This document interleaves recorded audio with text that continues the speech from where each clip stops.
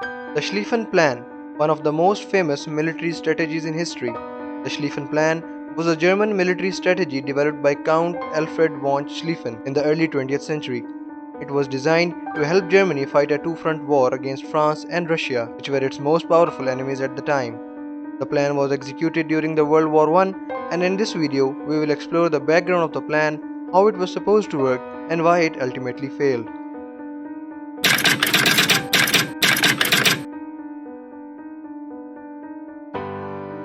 To understand the Schlieffen Plan, we must first look at the geopolitical situation in Europe in the early 20th century.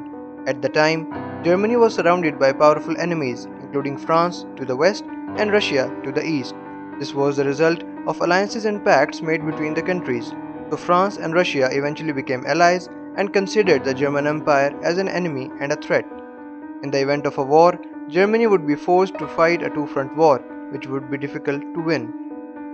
To counter this threat, Count Alfred von Schlieffen, a German general, developed a military strategy that would allow Germany to quickly defeat France before turning its attention to Russia.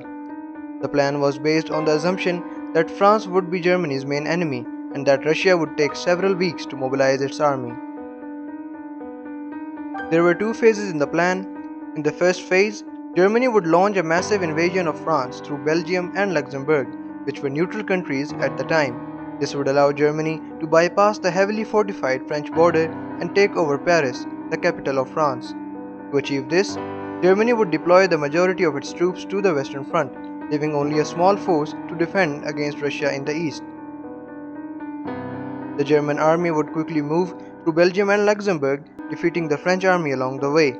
Once Paris was taken, the German forces would envelop the French forces and France would be forced to surrender, and Germany could then turn its attention to Russia. In the second phase of the plan, Germany would move its troops from the Western Front to the Eastern Front to fight Russia.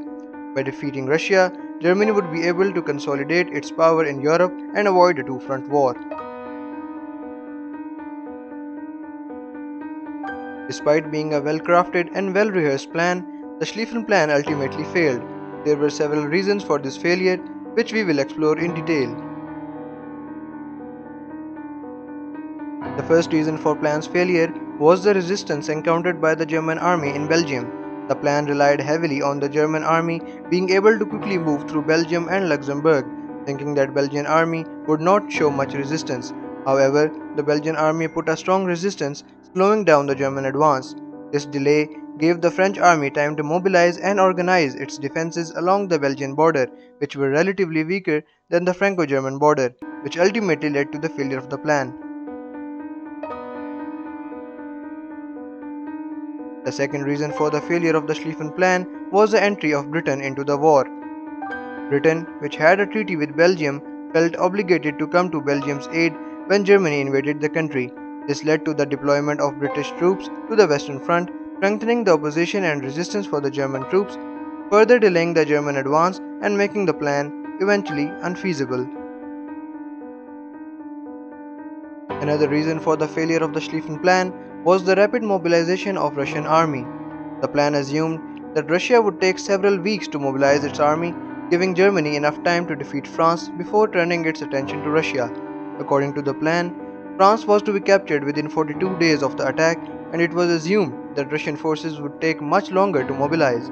But the British involvement and the Belgian resistance delayed the attack on France, and the Russian army mobilized much faster than expected, forcing Germany to divert troops to the Eastern Front and delaying its victory over France.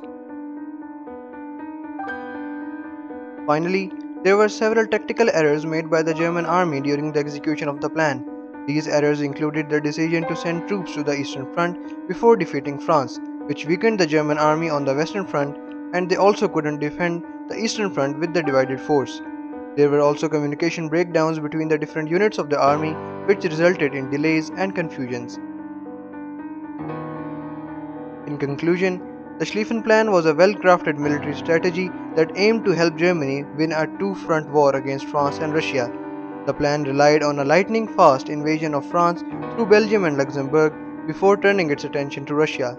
However, the plan ultimately failed due to a combination of factors, including resistance encountered in Belgium, the entry of Britain into the war, the rapid mobilization of the Russian army, and the tactical errors made by the German army. The failure of the Schlieffen Plan was a significant turning point in World War I and had long lasting consequences for Germany and Europe.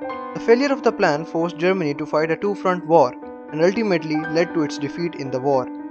The lessons learned from the failure of the Schlieffen Plan have continued to shape military strategy and tactics to this day.